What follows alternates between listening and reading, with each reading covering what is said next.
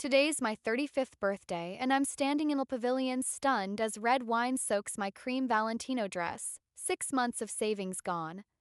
My sister Stephanie smirks, while her 16-year-old daughter Zoe, spoiled by my parents' indulgence, holds her empty glass.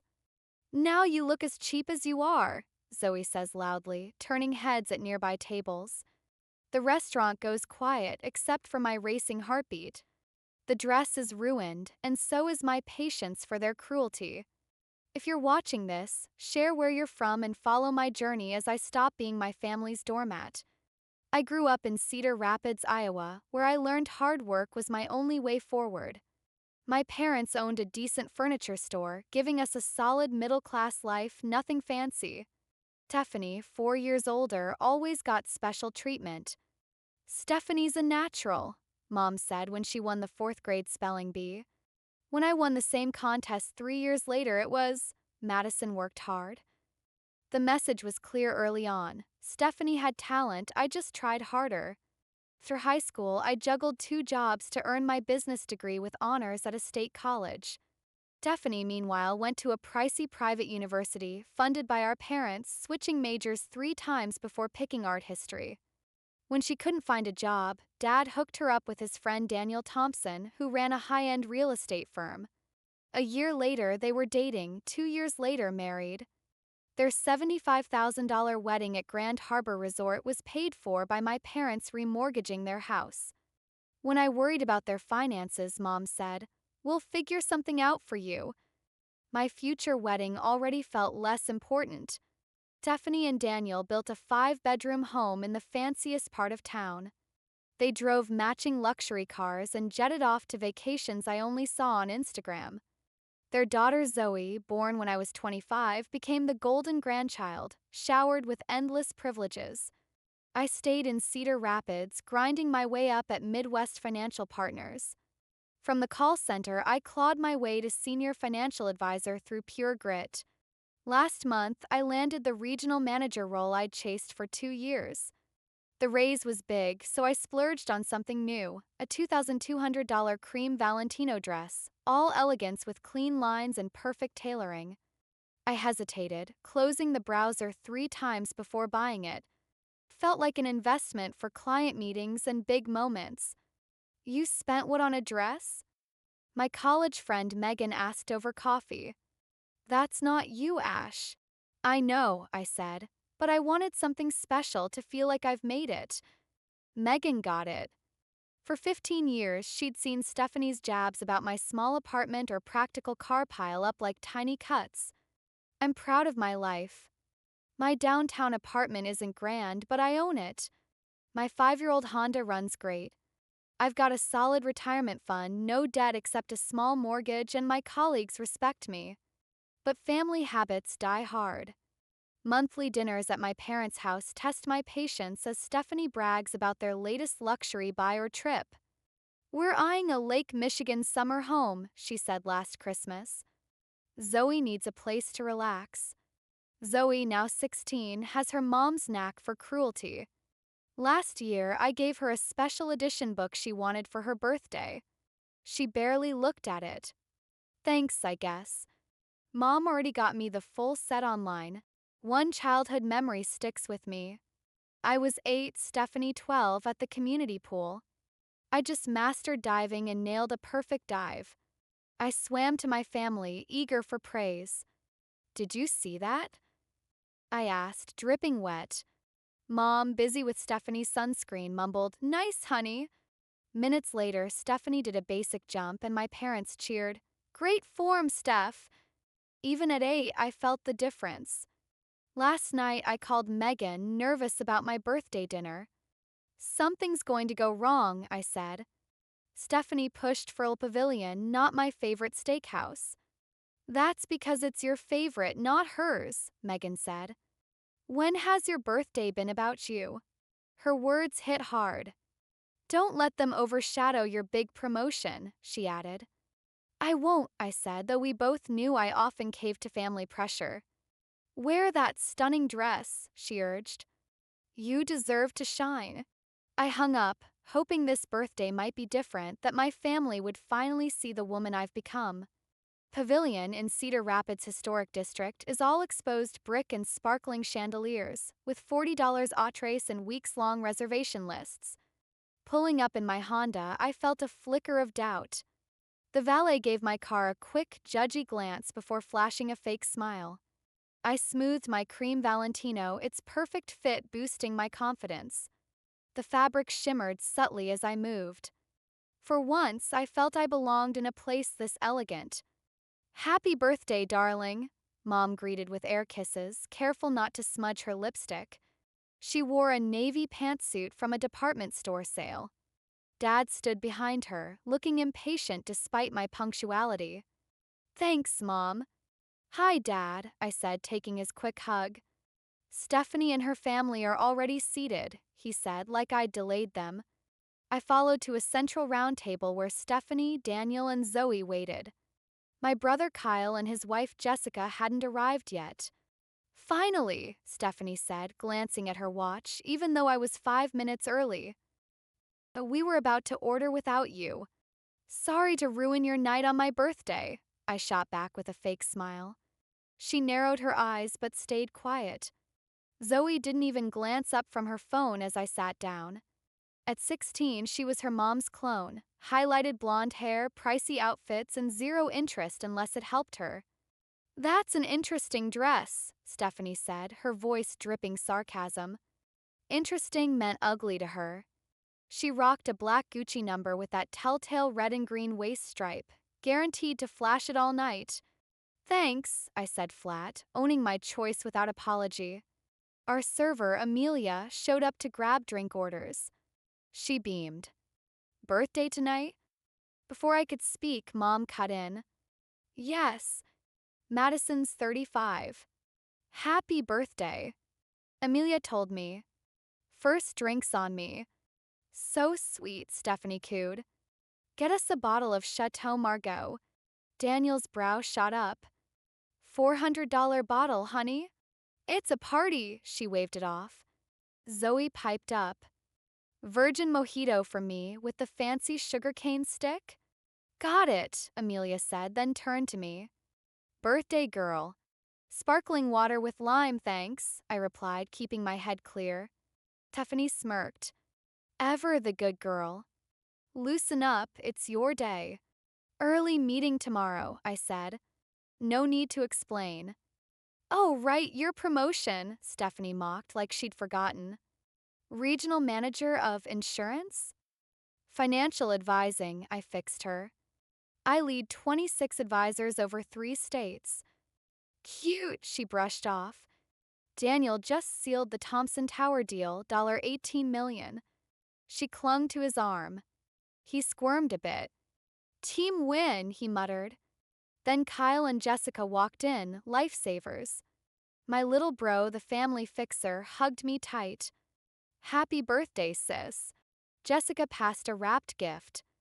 "Open it." Inside, a gold-embossed leather planner with my initials. "For the boss lady running her empire," she winked. "Love it," I said, moved. "Thanks, you too." "Your real gifts at home," Mom added. "Too bulky for here." I nodded. "Probably toasters or sheets, practical, not personal." Appetizers hit, and Zoe ramped up the chaos. Flash selfies, trashing the food. "This bruschetta?" Trash compared to Milan. She shoved her phone at Stephanie mid-chat. After she almost toppled a glass stretching for it, I said softly, "Zoe, phone down for dinner?" "Ugh," she grumbled, stuffing it in her designer bag. "She's a teen," Stephanie snapped. Talk shifted to Mom and Dad's Scottsdale anniversary getaway. They lit up describing it, unlike their men-nods at my job news. "Daniel's resort pick is unreal," Mom raved. "Presidential suite with private infinity pool." "Jealous," I said, sipping water. "You could swing trips like that," Stephanie needled. "If you hadn't blown your cash on that downtown hole." My face heated. I love my place. And I travel plenty. "Chicago weekends?" "That's not travel," she snickered like it was hilarious. I eyed my cream dress, pulling power from how it made me feel seen. Stephanie could jab all she wanted. The Valentinos stood for me, claiming my value after years of their script. Mains arrived, we'd hit dinners midpoint drama-free. Maybe we'd survive intact, I hoped. Then Dad lifted his glass. To Madison, 35 and finally getting her business legs. Finally burned like I'd been faking it till now. I plastered on a grin, raising my water. And to Stephanie and Daniel, he went on for showing real success. My arm locked. Kyle shot me a sorry look across the table. And Zoe, Dad piled on, straightest this term. 3.4 GPA with all those activities? Killer. I'd aced a 4.0 juggling 30 work hours, but no toasts for me. Server wheeled out cake, chocolate buttercream, Stephanie's pick, not my lemon craving. Zoe's gaze locked on my dress, boredom twisting to sly edge. She whispered to Stephanie, who grinned and shrugged. Cake slid before me, 35 flames dancing low. Wish time, Mom urged. Eyes shut, I wished for guts to fight back, then snuffed them in one go. Clap, clap, clap from the table. Zoe grabbed her mojito. Everything slowed. Her arms swung deliberate, elbows slipped, glass flew my way. I froze as green slush arced over, mint flecks floating, slamming my chest. Ice hit like a slap. I yelped, jumping up, chair scraping. Sticky mess cascaded down, lime sugar wrecking the silk, staining cream to ruin. Then Zoe landed the gut punch. Now you look as cheap as you are, she declared, teen voice booming in the hush. No sorry in her eyes, just smug curl, Mom's twin. Table iced. Kyle's fork hit plate with a clang. Jessica gasped, hand to mouth. Dad blinked wild between us. Mom flapped her napkin nowhere near. Zoe, Daniel said, shocked more than mad. But Stephanie? She chuckled quick and sharp, then faked worry. Total accident, she drawled, glued to her seat. Madison, chill, you're causing a fuss. I stood frozen, mojito soaking my new shoes, feeling the eyes of nearby diners pretending not to stare. Zoe's cruelty hit like a spotlight, exposing years of subtle jabs, dismissals, and family dynamics that always put me last. That was no accident, Kyle said, dropping his usual peacemaker act. Zoe, apologize to your aunt. Now. Zoe rolled her eyes. Sorry your dress couldn't take a splash, she mumbled, back on her phone. That's not an apology, Jessica snapped. Kids, you know, Mom said nervously. Madison, clean up in the bathroom. It'll dry fine. We all knew the truth. My $200 Valentino, my one moment of feeling worthy, was ruined in a calculated strike. I need a second, I said, voice calmer than I felt. I walked to the restroom, head high despite the stairs trailing me. In the pavilion's fancy bathroom, I faced the mirror. The damage was brutal. Greenish-brown stains splattered the cream fabric, sugar crystals stuck everywhere. No light could hide it. Tears hit hard, mascara streaking like the mess on my dress. I gripped the marble counter, trying to hold it together. The door opened. Oh, honey, a soft voice said, not Mom or Jessica, but a worker Lauren, her name tag read. Let me help. She was younger, kind-eyed, moving fast. She grabbed wet paper towels, blotting gently. I did costume design before this, she said. Sugar's the worst. It'll leave marks even if the color fades. It's done for, right? I asked, knowing the answer. She met my eyes in the mirror. Yeah. I'm sorry. Valentino. I nodded. My first designer piece. Her face softened, then hardened. Someone did this on purpose. I nodded again. That's awful, she said firmly. Her honesty cracked my need to please.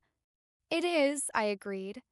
Lauren fetched club soda, and we cleaned what we could, but the dress was beyond saving. Before I left, she handed me her card. My cousin runs a dry cleaner for high-end stuff. It won't be perfect, but maybe good enough to resell. Text me. I thanked her, moved by a stranger's care when my family offered none. Back at the table, dessert was out like nothing happened. Stephanie bragged about Zoe's debate wins. Zoe, phone in hand, smirked at my stained dress. You okay? Kyle asked quietly. Not really, I admitted. Got you chocolate mousse, Mom chirped. Your favorite. Nope, creme brulee was, but no one close to me remembered. I poked at the dessert, nodding on autopilot, feeling oddly detached. The dress was gone, but I gained something, clarity. When the bill came, I waved off Dad's weak offer to pay. I got mine, I said, tossing my card down. No more owing them, even for this dinner. Sighed, Kyle pulled me aside. That was messed up, he said. Totally wrong. Yeah, I said, done downplaying it. Jessica squeezed my arm. We're here for you. I thanked them, headed to my Honda. The valet's pitying glance didn't sting like it might have earlier. I tipped well and left. Driving home felt calm, weirdly so. Megan called as I parked. How'd it go? Zoe dumped her drink on my dress on purpose and said I look as cheap as I am, I said bluntly. What? Megan's anger filled the car. And Stephanie? Laughed, then told me I was overreacting. That's it, she said. Your family's toxic, Ash, except maybe Kyle. You're worth more than this. Climbing my apartment stairs, still in the wrecked Valentino, her words sank in. What if I stopped chasing love from people who couldn't give it? Inside, I hung the dress on my bathroom door. Tomorrow, I'd call Lauren's cousin about saving it. Tonight, I let myself mourn, not just the dress, but the dream that my family might ever truly see me. Morning sun woke me, soft at first, then harsh as reality hit. My birthday, the dress, Zoe's cruelty, Stephanie's laugh. In the bathroom, the Valentino looked like evidence from a crime. Daylight showed every stain, brownish-green splotches, sticky residue all over. I touched a spot, remembering how I twirled in it, feeling unstoppable. 6 months of saving, my one big splurge, destroyed in seconds by pure spite. I thought back to buying the Valentino, my finger frozen over the buy button. A voice nagged that I didn't need fancy clothes. I pushed it aside, believing I deserved something beautiful, something that screamed, I'm enough. It's an investment, I told myself. Timeless style, top quality, worth it over years. My phone pinged with Kyle's text, checking on you. Last night was wrong. Jessica and I are here. Then another, you looked amazing in that dress. His words hit deep, sparking tears. I hadn't realized how much I craved family validation.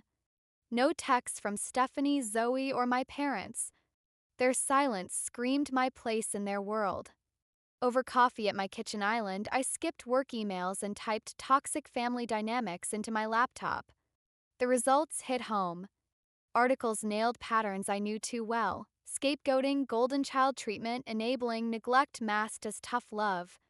One line stuck. Scapegoats succeed despite their families, but their wins are downplayed, their flaws magnified. I read for hours, from psychology sites to blogs echoing my life. The scapegoat grinding for scraps of praise, the golden child excused no matter what, parents feeding the cycle. It was my story in black and white. By noon, I was drained but stronger. Naming my reality felt like power. I texted Lauren, thanking her again and asking for her cousin's contact. Then I called my therapist, Dr. Carter, who I saw for anxiety. Tomorrow at 2 o'clock, her receptionist said. She had a cancellation. I grabbed the slot, needing help to figure out my next steps. That night, I laid the ruined Valentino on my bed, snapping photos from every angle. Proof? Closure? I wasn't sure. I packed it for Lauren's cousin. As I cooked dinner, Kyle called. You okay? He asked. Not really, I admitted, but I'm dealing. His voice hardened. Last night wasn't a joke. It was cruel, and nobody stood up for you like they should have. His words broke something open. Thanks for saying that, I said. I should have spoken up too, he added. This family stuff, it's been off for years. It has, I agreed, relieved to have an ally. We talked nearly an hour, swapping stories. Kyle, the youngest and only boy, saw the family tilt differently but felt it too. "What's your plan?" he asked. "I don't know," I said honestly. "But I can't act like this is normal anymore." "Jessica and I have your back," he promised. Hanging up, I felt a strength I hadn't in ages. I wasn't doubting myself or swallowing pain to keep peace. Next day, Lauren's cousin checked my dress. "I can fade some stains," she said, "but the sugar wrecked the fabric. It'll never be new again." I nodded, expecting that. "Do your best." My session with Dr. Carter was a game changer. I spilled about the birthday disaster and the lifelong gap between me and Stephanie. "That's a classic family dynamic," she said. "Roles get locked in and everyone, even you, keeps them going even when it hurts." "Me?" I asked, stunned. "Yes," she said gently. "By taking this treatment, by downplaying your wins to avoid waves, you've played a part." Her words stung. "What do I do?" "Set boundaries," she said. "Decide what you'll accept. State it clearly and hold firm on consequences." "They'll hate it," I warned. "Probably," she agreed. "Change scares old systems." "But, Madison, are you okay sacrificing yourself for their comfort?" The answer was sharp. "No," I said. "I'm done." That night, I called Kyle. "I want a family meeting," I said. "Not at a restaurant, not tacked onto something else. A real talk about my birthday and the bigger issues." "I'm in," he said. "When and where?" "This weekend, Mom and Dad's." "You and Jessica up for it?" "We're there," he promised. "Talk to Mom and Dad yet?" "They're next," I said. Then Stephanie. Mom and Dad were surprised but agreed. "Everything okay?" Mom asked, concern late but there. "No," I said honestly, "but I hope it will be." Stephanie was prickly. "A family meeting? Over a spilled drink? You're so dramatic." "It's not just the drink," I said calmly. "Zoe needs to be there too." "No way," she snapped. "I'm not dragging her into your overreaction." "This isn't optional," I said, firm in a way that shocked me. "You both come, or I'll tell Mom and Dad why you didn't." After a tense pause, she caved. All week, I prepped hard. I jotted down moments showing years of favoritism and dismissal. I rehearsed my words, ready for pushback. I called Dr. Carter for tips on tough talks. By Saturday, I was as ready as I'd ever be for this showdown. I slipped into a plain black dress, nothing fancy, no statement. In the mirror, I stood taller, my face set with resolve. For once, I chose truth over peace, me over their approval. The Valentino hung in my closet, cleaned but scarred, just like me. I wasn't the woman who'd grin through shame anymore. That dress cost $2,200, but its lesson was priceless. My parents' colonial house looked the same, neat, respectable, Mom's flower beds perfect. The familiarity felt strange after my world had shifted. Kyle and Jessica's car sat in the driveway. I parked behind, grabbing my folder of notes, examples, points, boundaries, like I was prepping for the biggest pitch of my career. 'Cause I was. Inside, the living room buzzed with tension. Mom and Dad sat stiff on the couch. Kyle and Jessica gave me warm smiles from the love seat. Stephanie stood by the fireplace, arms crossed, defensive. Zoe slumped in an armchair, AirPods in, acting above it all. "Thanks for coming," I started, sitting down, voice steady like I was at work. "Can we hurry this up?" Stephanie cut in. "Daniel's got a client dinner." "I'll keep it short," I said, not budging. My birthday was unacceptable. It's not just that, it's years of patterns we've ignored. "If this is about Zoe's little spill," Mom started. "It wasn't a spill," I said firmly. "Zoe dumped her drink on my dress and insulted me. But this isn't just Tuesday. It's decades of unfair treatment. Here we go, Stephanie groaned. Madison's the victim again. That's the problem, I said, staying cool.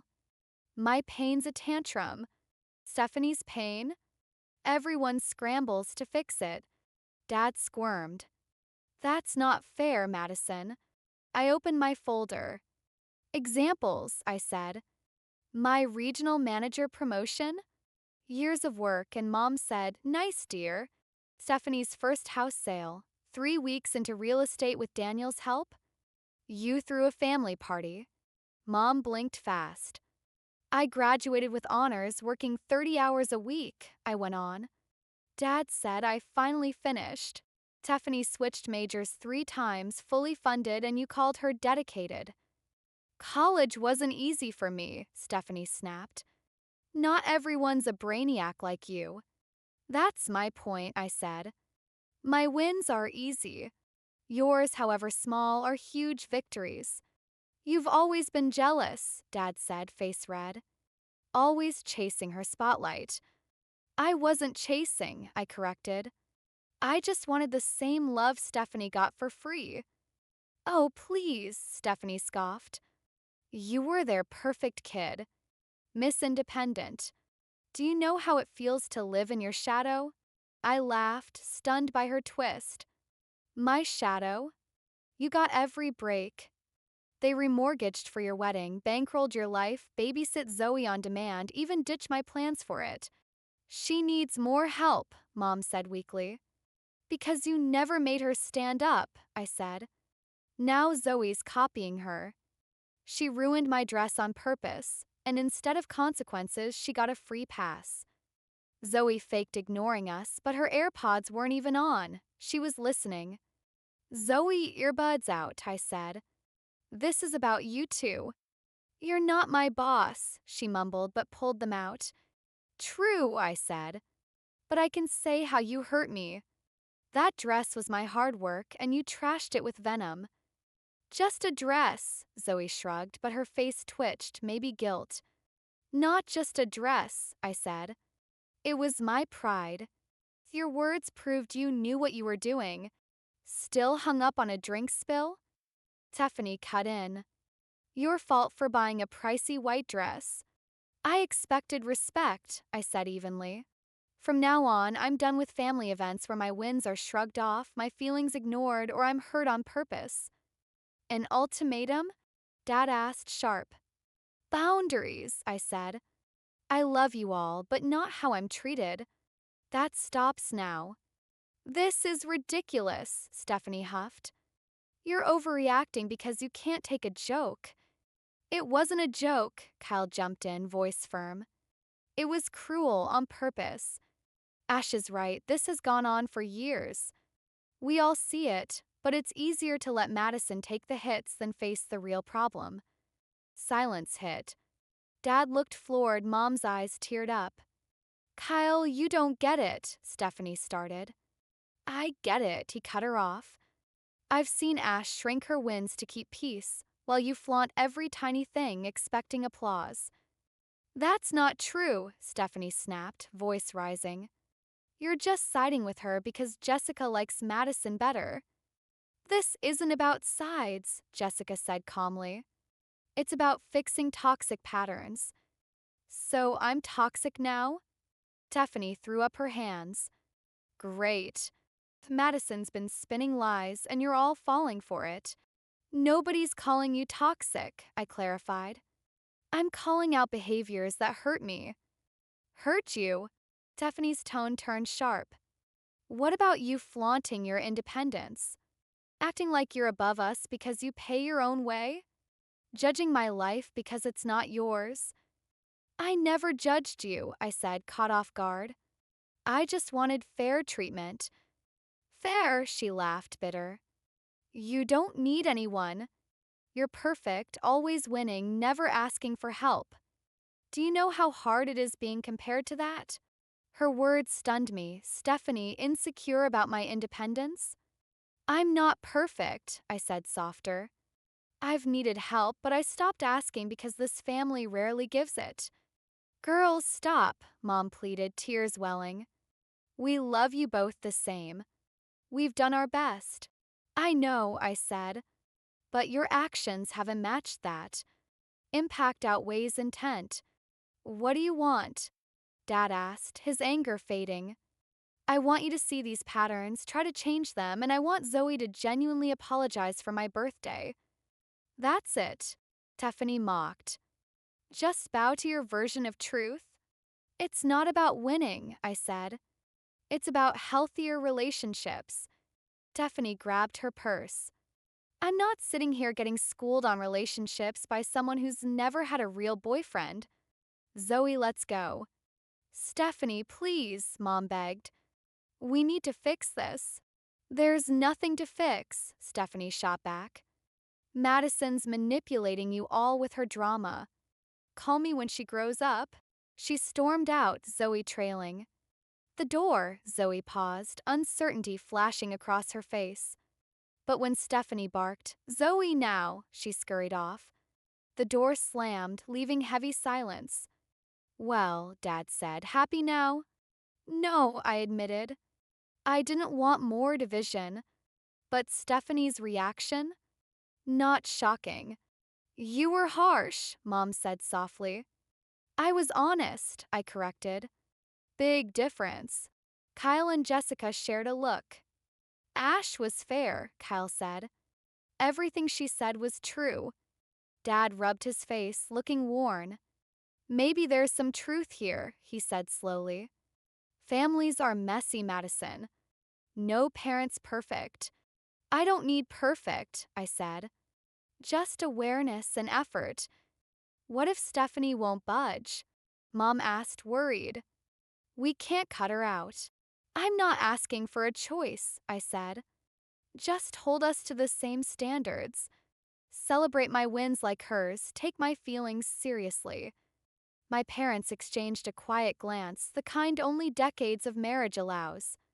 Mom nodded slowly. We'll try to be fairer, she said. We didn't see how this looked to you. It wasn't everything, but it was a start. As Kyle and Jessica got ready to leave, promising a call, I stayed behind with Mom and Dad, alone for the first time in years. I do love you, Mom said, grabbing my hand. Both of you. I know you think so, I said gently. But love needs to show in actions, not just words.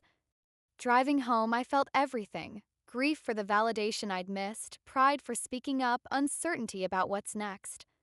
The meeting wasn't perfect, but it changed something big. I'd stopped letting them shrink me. The family dynamic had shifted, and though the road ahead was foggy, I wasn't the same woman who walked into that birthday dinner in my Valentino, desperate for their approval. The week after felt like limbo. Stephanie stayed silent, no surprise. But Mom's text caught me off guard, clumsy but real efforts to connect. Saw that financial software ad you mentioned. Looks cool. Your dad and I were saying how great your retirement advice was. Found your old debate trophy photo. You were so sharp. They warmed me but stung too, showing how long I'd waited for this. Wednesday, Mom called, hesitant. Sunday dinner, she said. Dad's grilling steaks. Come? I paused.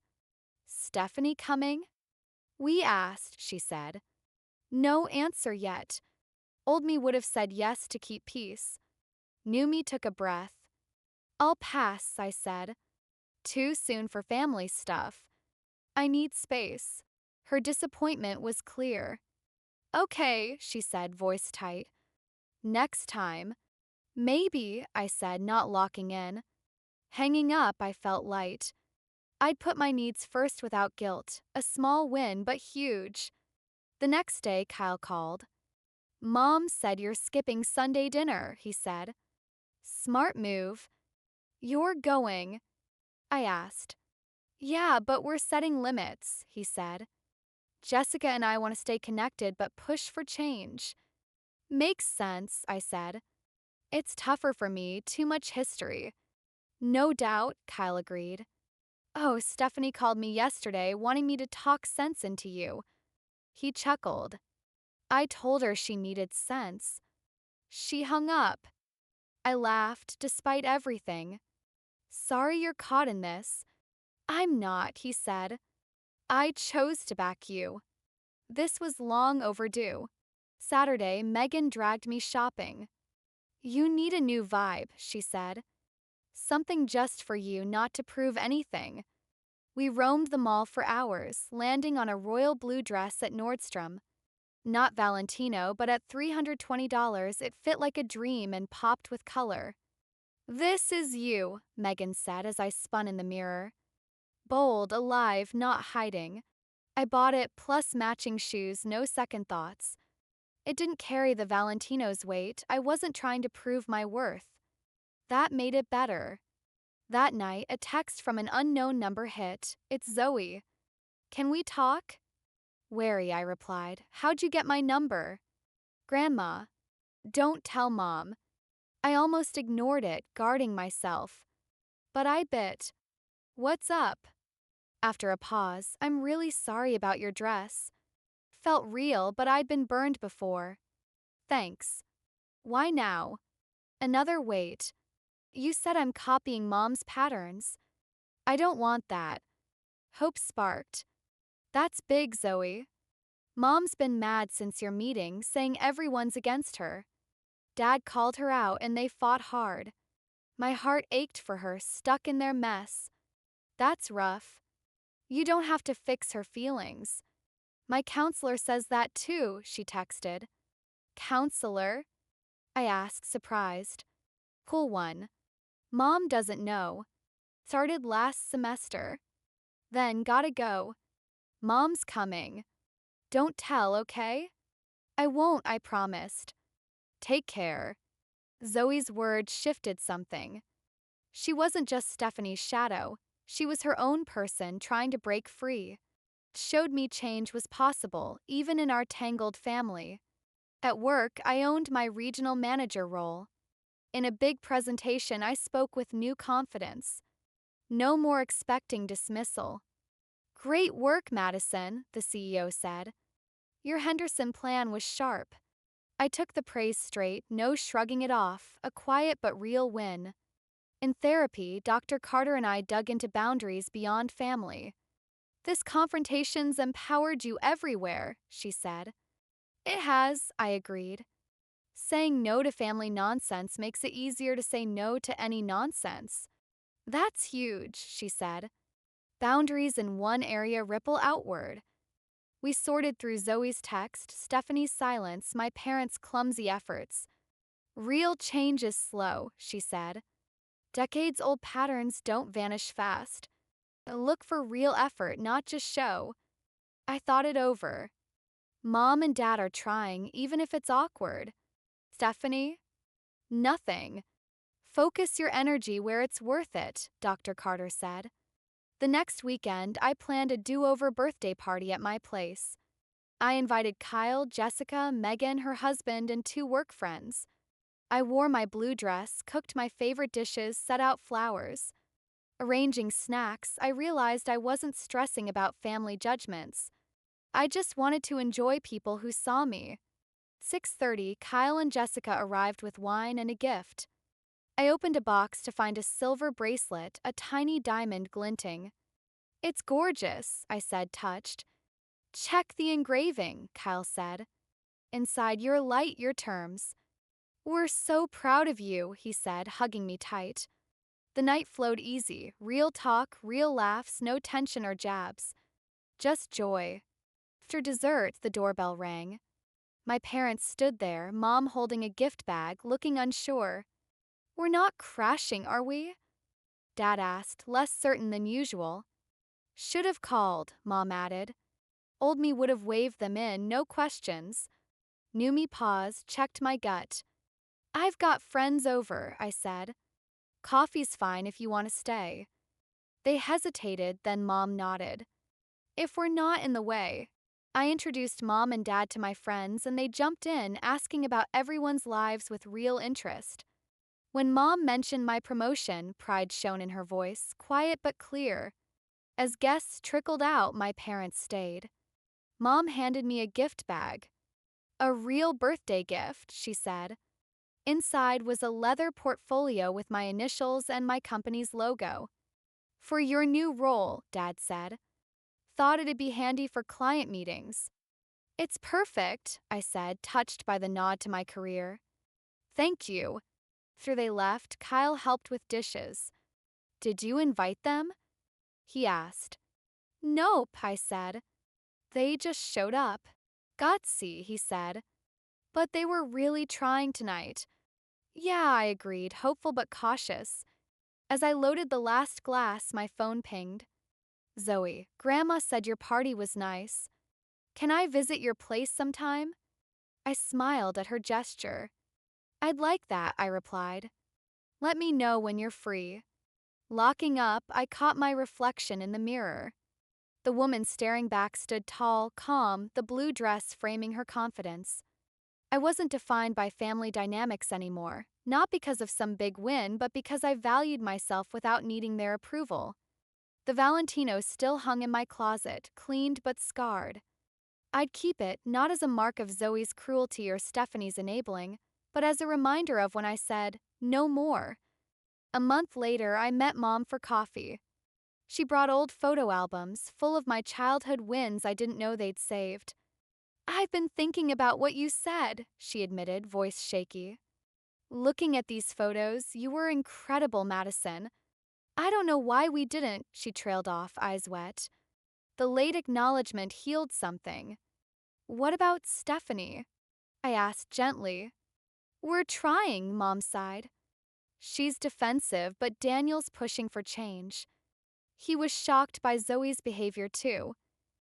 It wasn't perfect, but it was progress. Change wasn't a big, shiny moment. It was slow in Zoe's texts, Mom's effort, my own steady voice. The Valentino cost $2,200, but self-respect? Priceless. My apartment glowed for the do-over party. String lights sparkled outside, peonies and hydrangeas bloomed inside. My best dishes, simple but neat, lined the table. Beat jazz played softly. This wasn't just a dinner, it was me reclaiming my moment, turning pain into power. Megan arrived first, as always. Look at you, she said, eyeing my blue dress. Madison Williams, owning it like a boss. I laughed. Let me survive regional manager first. Kyle, Jessica, Claire, and Marcus joined, and we were digging into appetizers when a knock came. My parents stood there, Mom with a bakery box. We didn't mean to crash, Dad said quickly. Just dropping off a real birthday cake. Lemon buttercream, your favorite, not Stephanie's. That detail hit deep. Want to join us? I offered.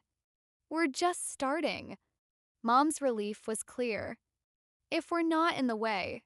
You're not, I said, meaning it. They blended in easily, Dad chatting sports with Marcus, Mom passing appetizers she'd brought unasked. As we set up dinner, another knock. Zoe stood alone, clutching a gift bag, looking unsure. Hi, she said.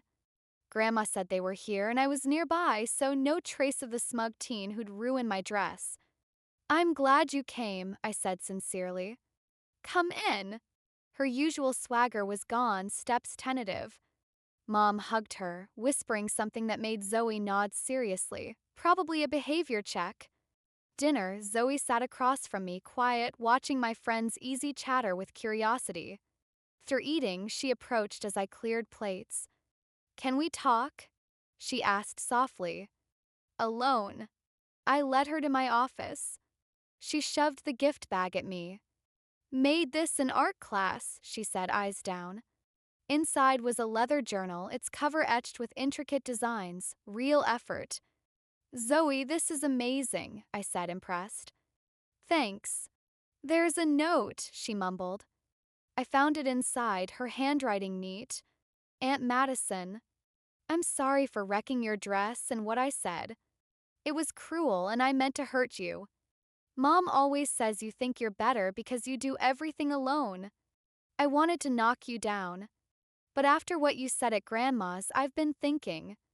I don't want to hurt people to feel good. My counselor says I can break that habit.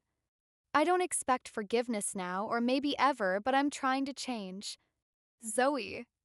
I looked up from Zoe's note, her nervous lip biting reminding me of a younger Stephanie, before life turned her sharp. This means a lot, I said carefully. Thank you for being real. My counselor said I should explain why, Zoe rushed out. It wasn't about you. Mom's been hard on me, my grades, friends, clothes, nothing's enough.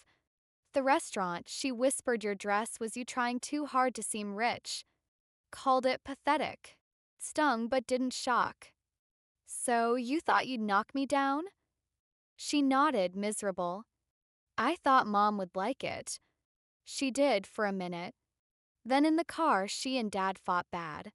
He said she pushed me to be mean, and she said he's always on your side, like everyone. Her words showed the family cycle bleeding into her generation. That must have been rough to hear, I said. They fight all the time now, Zoe confessed. Money, me, you. Dad says Mom's jealous of your independence. Her insight was sharp for a teen.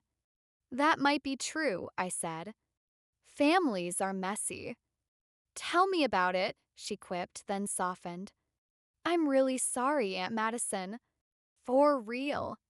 I appreciate that, I said. Noticing these patterns at your age? That's huge. It took me years. She gave a small smile. So, you forgive me? I'm getting there, I said honestly. Trust takes time, but this is a great start. Back at the party, the vibe felt lighter. Mom and Dad watched us return, hopeful but cautious. Zoe joined Jessica to talk photography, showing a politeness I rarely saw. On the balcony later, Mom and I watched city lights. This is a nice place, she said. I never said that before. Thanks, I replied. I love it here. She paused. Your dad and I started family therapy. 2 sessions in. I blinked. Therapy was something they'd always scoffed at. That's big, I said.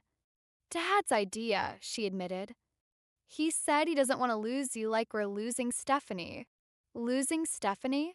I asked. Mom sighed. She won't admit anything's wrong or join therapy. Daniel's trying, but she's stubborn. He called your dad, worried about her drinking. It wasn't a shock, but it hurt. I hope she finds her way, I said. The therapist says we enabled her, Mom continued, voice heavy. And we leaned on you to balance her out because you always had it together. Truth so late eased an old ache. That's about right. We didn't see it then, she said, teary. We're trying now. Inside, laughter broke out. Kyle's story had Zoe red-faced, everyone else cracking up. This was what I'd always wanted. Real connection, no rivalry or judgment. As guests left, Mom and Dad hugged me with new care, not too clingy or cold. Zoe stayed last, stacking plates thoughtfully. Maybe we could get coffee sometime? She said shyly. I could show you my art portfolio. I'd love that, I said, meaning it. Alone in my quiet apartment, I soaked it all in. It wasn't perfect. Stephanie's absence proved some gaps wouldn't close soon.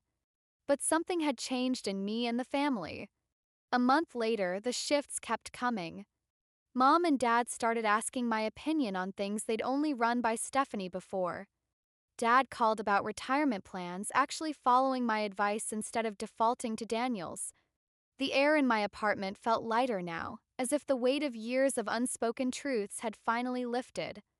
My relationship with Zoe was blossoming, though we treaded carefully like two people learning to trust each other on a fragile bridge. Our first coffee date, at a cozy downtown cafe with mismatched mugs and the scent of roasted beans, stretched into 3 hours. Zoe opened up about her passion for graphic design, her eyes lighting up as she described her dream of creating vibrant, meaningful art. Mom thinks it's a waste of time, she said, her voice dropping. She says I should focus on something practical, like real estate. I saw the spark dim in her eyes, and it broke my heart. Stephanie's dismissal echoed the way my own efforts had been brushed off for years. I leaned forward, choosing my words carefully to support without overstepping. Your art is incredible, Zoe. It's not just about a job, it's about what makes you feel alive. Keep exploring that. Her shy smile told me she heard me, maybe for the first time. I became a mentor of sorts, offering encouragement while steering clear of undermining Stephanie's role as her mother. We texted about her latest sketches, and I shared articles on design programs, careful not to push too hard. It wasn't perfect. Zoe still carried her mother's sharp edges at times, but I saw her trying, and that was enough to keep me invested. Meanwhile, Stephanie remained a distant figure, like a storm cloud on the horizon. After my do-over birthday party, she sent a curt text. "Glad Mom and Dad enjoyed your thing."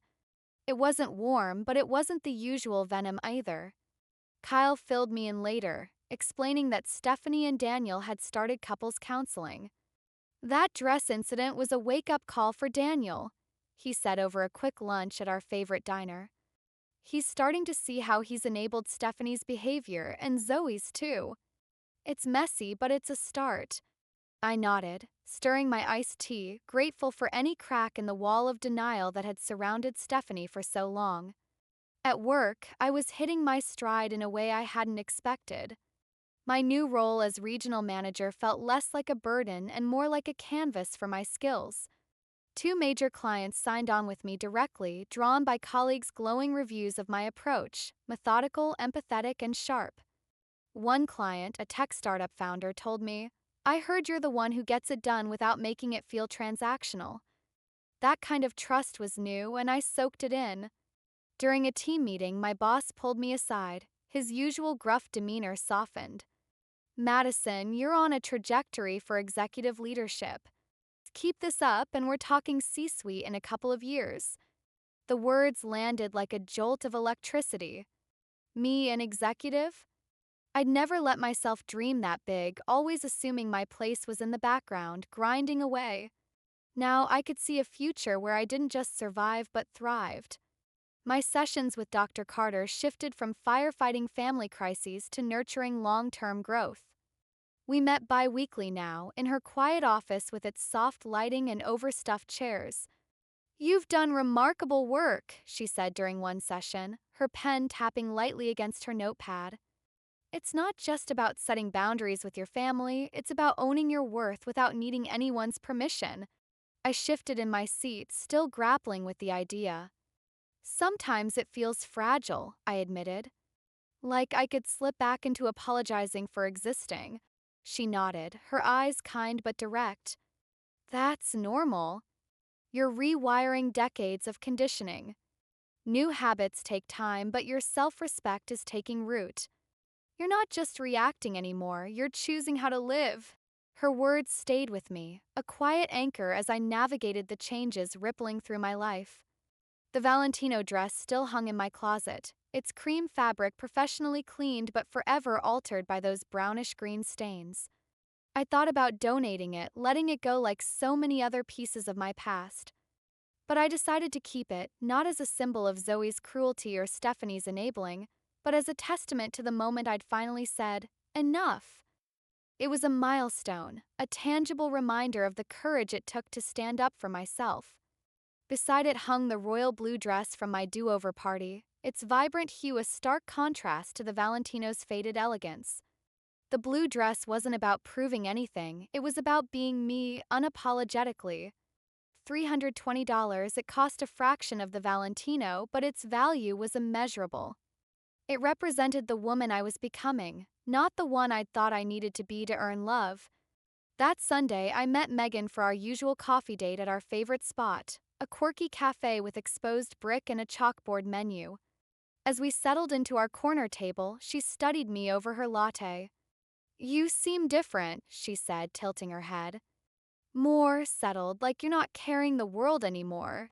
I sipped my cappuccino, letting her words sink in. "I think I've stopped waiting for my family to validate me," I said. "I'm starting to see myself clearly, maybe for the first time." Her eyes lit up and she raised her mug. "That's huge. To knowing your worth." I grinned, clinking my cup against hers. "To knowing my worth." We laughed, the sound blending with the hum of the cafe, and for a moment everything felt exactly right. Later that evening, I curled up on my couch with a glass of wine, scrolling through photos from the do-over party. One image stopped me cold, capturing a moment I hadn't fully registered at the time. In it, Zoe and Mom were huddled over Zoe's phone, both laughing at some shared joke. Kyle and Jessica were deep in conversation with my colleagues, Claire and Marcus, their hands gesturing wildly as they debated something with enthusiasm. Dad, usually so reserved, was quietly refilling water glasses, a small but thoughtful act. And there I was in the center in my blue dress, my smile unguarded, not orchestrating anyone's experience or soothing tensions, just present, wrapped in my own joy.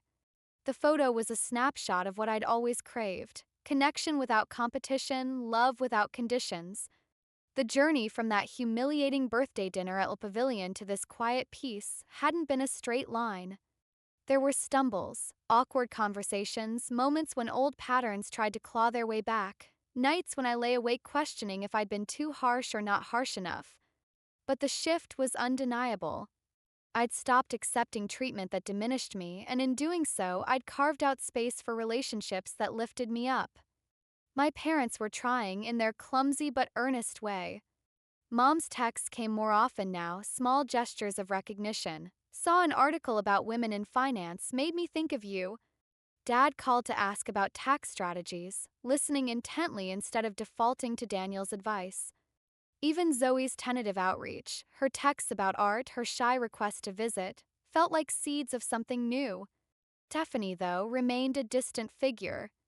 Her text after the party was the closest she'd come to civility, but Kyle's updates painted a picture of a woman struggling to face herself. "She's digging in," he told me over coffee one morning, his brow furrowed. "But Daniel's not letting her off the hook anymore. He's pushing her to deal with her drinking, her resentment, everything." I nodded, unsure how to feel. Part of me ached for my sister, trapped in her own insecurities, but I was done carrying her burdens. I'd spent too long trying to fix what wasn't mine to repair.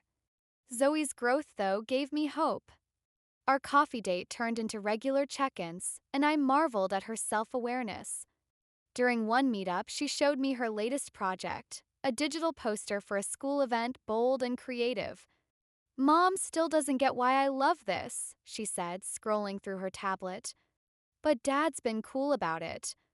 He even asked if I'd design something for his office." I smiled, proud of her resilience. "You're finding your own path, Zoe. That's what matters." She looked up, her usual bravado softened. "You think I can really do this? Like for real?" "Absolutely," I said, meeting her gaze. "You've got talent and drive. Don't let anyone make you doubt that." Her grin was worth every careful step we'd taken to rebuild trust. At work, my confidence kept climbing. I wasn't just managing my team, I was leading with a clarity I'd never known. When I pitched a new client strategy to the board, the room leaned in, nodding as I spoke. Afterward, my CEO clapped me on the shoulder. "Madison, you're setting a new standard around here." I didn't brush off the praise or shrink from it. I owned it just as I was learning to own every part of myself. The idea of an executive role, once a distant fantasy, now felt like a tangible goal, one I was ready to chase. Dr. Carter and I kept peeling back layers in our bi-weekly sessions. "You're not just surviving anymore," she said one afternoon, sunlight streaming through her office window. "You're building a life on your terms. That's the real transformation." I admitted I still had moments of doubt, times when old voices whispered I wasn't enough. "That's part of the process," she reassured me. "You're forging new paths in your brain and your relationships. It's work, but it's sticking." She was right. Each time I chose myself, whether by saying no to a family dinner that felt too soon or standing firm in a work decision, I felt stronger, more anchored. The Valentino, with its faint stains, stayed in my closet as a quiet monument. It wasn't about the $2,200 price tag or the night it was ruined. It was about the moment I decided I was worth more than the family script I'd been handed. The blue dress, vibrant and unpretentious, hung beside it, a symbol of the woman I was now, someone who didn't need to prove her worth, only live it. Together, they told my story, not of loss, but of claiming myself. That Sunday, as I sipped coffee with Megan, I shared how far I'd come. I used to think I needed my family's approval to feel whole, I said, stirring my drink. Now I know my worth comes from me. She grinned, her eyes bright. That's my girl. To you, Madison, the real you. We clinked mugs, and I felt it, peace, hard won and true. Flipping through those party photos later, one image stood out. Zoe and Mom laughing together, Kyle and Jessica in lively debate, Dad quietly helping, and me, centered in my blue dress, radiating ease. The road from that birthday disaster to this moment wasn't tidy. There were tears, arguments, doubts that lingered like shadows. But I'd stopped letting anyone dim my light. I'd made room for love that didn't demand I shrink myself. Love from Zoe's budding trust, my parents' slow awakening, my friends' unwavering support. The Valentino cost $2,200. Self-respect? That took courage, hard truths, and walking away from what no longer served me. Its value was beyond measure, a gift I gave myself at 35, one I'd carry forever. Have you ever had to stand up to family who didn't respect you? What boundaries did you draw to protect your worth? Share your stories below, and if my journey resonates, hit like and subscribe. Knowing your value isn't selfish, it's the foundation of real connection. Thanks for being part of my story. I hope it fuels yours.